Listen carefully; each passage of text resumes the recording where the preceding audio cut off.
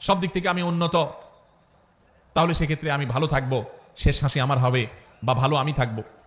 আল্লাহ কোরআনে বলেছেন ওয়াল আকিবাতু লিত্তাকওয়া, সাময়িকভাবে ভালো কেউ টাকা পয়সা থাকার কারণে থাকতে পারে, কেউ পাওয়ার কারণে থাকতে পারে, কেউ পদের কারণে থাকতে পারে, কেউ নাম যশ খ্যাতির কারণে সামান্য। তাহলে মুত্তাকি হওয়ার চেষ্টা করতে হবে। মুত্তাকি হওয়ার জন্য কি করবো আমরা? মুত্তাকি হওয়ার জন্য বেশি কিছু না ভাই, সকল হারাম থেকে বেঁচে থাকতে হবে, সকল অন্যায় থেকে বেঁচে থাকতে হবে, সকল গুনাহ থেকে বেঁচে থাকতে হবে, আল্লাহর সমস্ত আদেশ নিষেধ মেনে চলতে হবে। চেষ্টা করবো তো আমরা ইনশাআল্লাহ। আল্লাহ তাআলা আমাদের সবাইকে আল্লাহর সমস্ত আদেশ নিষেধগুলো মেনে চলার তৌফিক নসিব করুন। আল্লাহ আল্লাহ আপনি আমাদেরকে মুত্তাকিদের কাতারে শামিল করে দিন। আল্লাহ আপনি আমাদের অন্তরে তাকওয়া ঢেলে দিন। আল্লাহ তাকওয়া আমাদের অন্তরে স্থির করে দিন।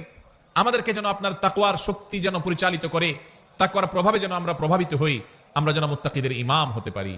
আল্লাহর কাছে দোয়া করবো তো ইনশাআল্লাহ। তাহলে দ্বিতীয় শ্রেণীর মানুষ পাইলাম।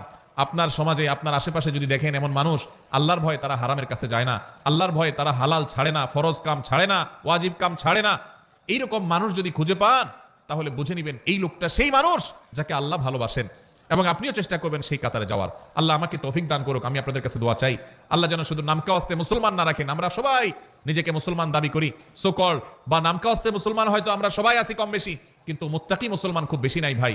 হারামও করে আবার মুসলমান, এই লোক মুত্তাকি না। মুত্তাকি সে যে আল্লাহ নিষেধ করেছেন এটা জানার পর সকল লোভ থাকা সত্ত্বেও, সকল আকর্ষণ থাকা সত্ত্বেও সে সেখান থেকে নিজেকে বিরত রাখে। কোন যুবক কোন মেয়ের সাথে হারাম রিলেশন, হারাম সম্পর্ক এটা সে করে না আল্লাহর ভয়ে, এর নাম তাকওয়া। মাদকের ব্যবসা করে লাল হওয়ার সুযোগ আছে কিন্তু করে না আল্লাহর ভয়ে, এর নাম তাকওয়া। ফজরের সময় আরামের ঘুম ঘুমানো যায়, কিন্তু আরামের ঘুম ছেড়ে কনকনে শীতের মধ্যে ওযু করে ঠান্ডা পানি দিয়ে নামাজ পড়তে যায়, এর নাম তাকওয়া। আল্লাহ আমাদের সবাইকে সেই তাকওয়া আমাদের অন্তরে ধারণ করার তৌফিক নসিব করুন। তাহলে ফি সাবিলিহি সাফফান কান্নাহুম বুনিয়ানুম মারসুস, যারা আল্লাহর রাহে সারিবদ্ধভাবে দাঁড়িয়ে এরকম বৃক্ষরাজির মতো যারা জিহাদে লিপ্ত থাকে, আল্লাহ রাব্বুল আলামিন তাদেরকে ভালোবাসেন, তাদেরকে আল্লাহ পছন্দ করেন। তাহলে আল্লাহর ভালোবাসার মানুষ হতে হলে আল্লাহর রাহে জিহাদ যখন করার সুযোগ তৈরি হবে তখন জিহাদ করতে হবে। আল্লাহ তাআলা আমাদের সবাইকে আল্লাহ তাআলার প্রিয় বান্দাদের কাতারে শামিল হওয়ার তৌফিক নসিব করুন। আমি এক নজরে আবার বলে দিচ্ছি, নাম্বার 1, যারা মুহসিন ভালো কাজ করেন খুঁজে খুঁজে আল্লাহ তাদের ভালোবাসেন।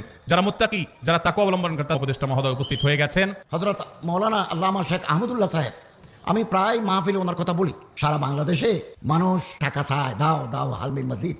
শেখ আহমদুল্লাহ সাহেব পত্রিকায় ঘোষণা দিয়েছেন যে বন্যা পীড়িত মানুষের জন্য যে তহবিল গঠন করেছি, এগুলো তহবিল পূর্ণ হয়ে গেছে, আর টাকা